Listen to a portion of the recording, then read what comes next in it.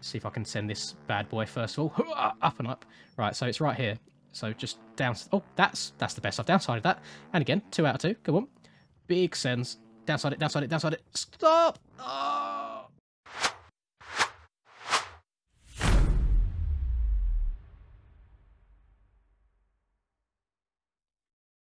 What's up, guys? Welcome back to another video. Hope you're all doing well today. Today, I am going to be playing on the new track that's just released called VetMX, and it's made by Dylan Fritsch. Now, however, this is more of a compound type track, so we've got a massive nationals, we've got an amateur Supercross, and then we've got a quote-unquote pro Supercross over here, and the Supercross track is the one that I'm going to be doing today.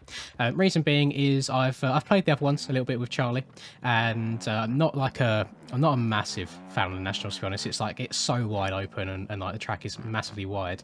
To be fair, did someone just talk to me?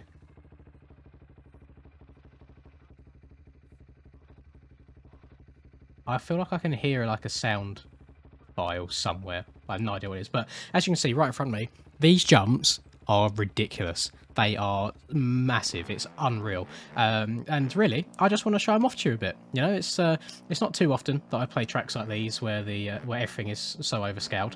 There's probably going to be a hell of a lot of crashes in this video, which I do apologise for. I'm not going to be able to send that. You can send this entire section in one jump as well. It's a little bit wild. Me and Charlie did play it for the whole compound for maybe like half hour or so, and I think we can both agree that out of the 3 tracks on here, that this is the most enjoyable to ride.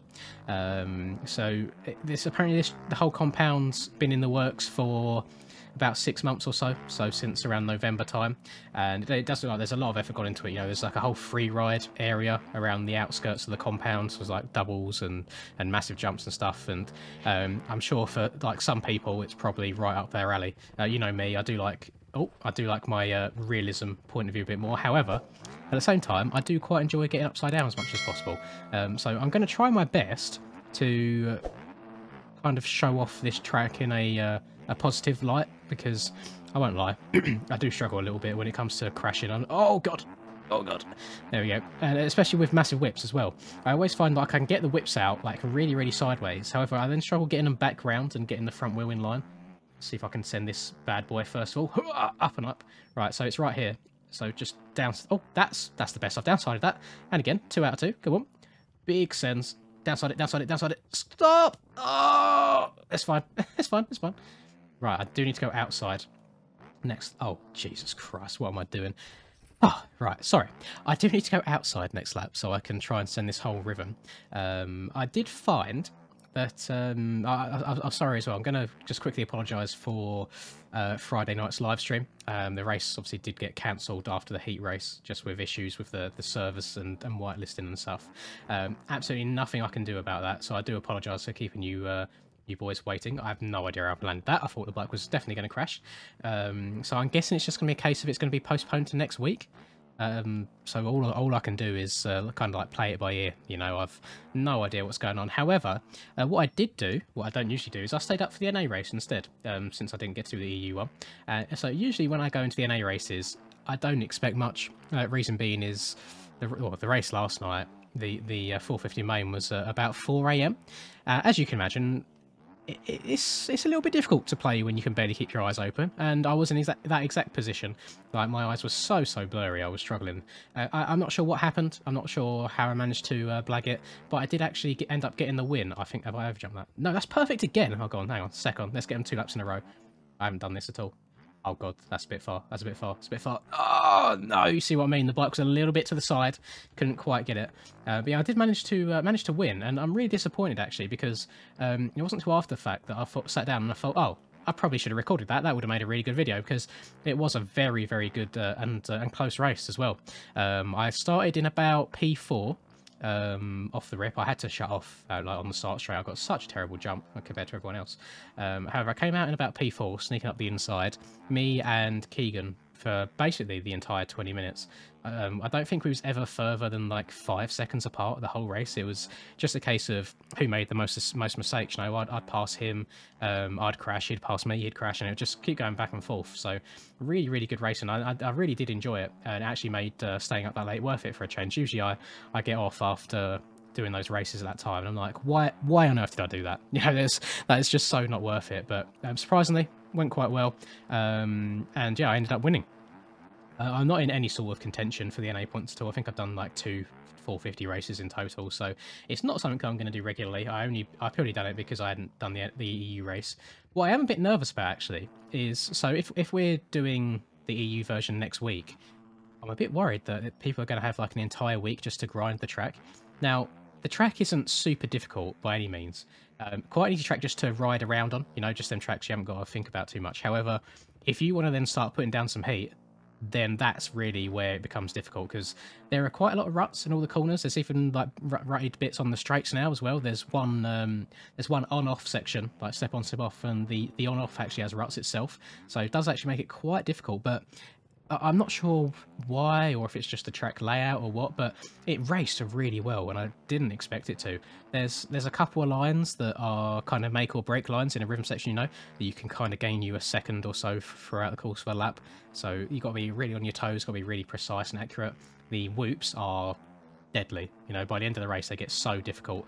But what Stone's managed to do really well on this track is skimming and jumping through the whoops seem to come out about equal in terms of speed. So if you can mix it up, if you can work out what works best in different points of the race depending on different road levels, then you're going to come out doing really well. So I'm going to hop on the track probably a few times throughout the course this week.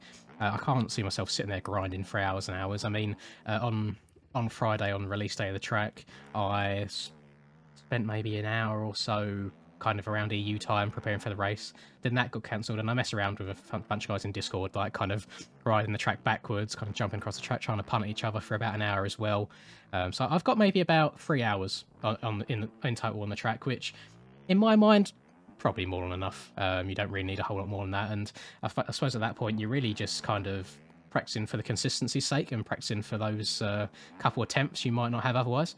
But yeah, really good track. Definitely go and download it if you if you want a track that you can kind of double your way around, or then as you improve and get better, you can start tripling, and there is a quad in there as well, which is on a 450. I'm not sure I've seen anyone hit it clean on a 250 though, which is quite surprising since 450s are kind of been done a bit dirty in the recent update with traction.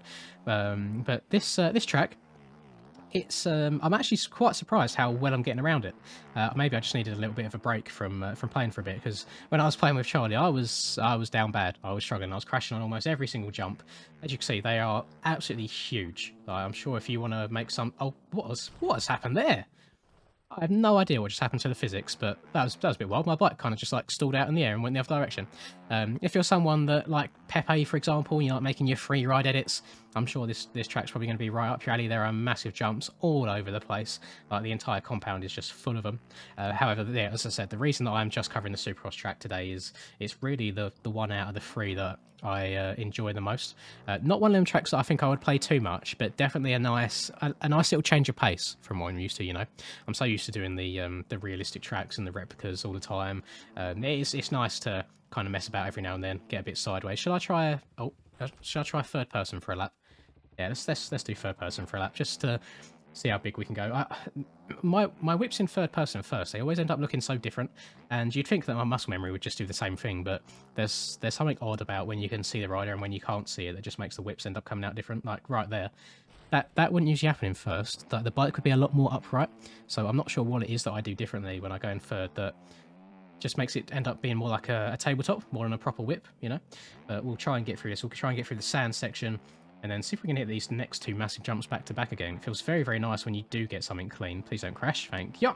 Still rocking the Daytona retro gear, funny enough, but I don't know. I've got a weak spot for it. I really do like it. Oh god, don't slide out. Right, I might just try and straight air it a bit. Oh, never mind, I didn't.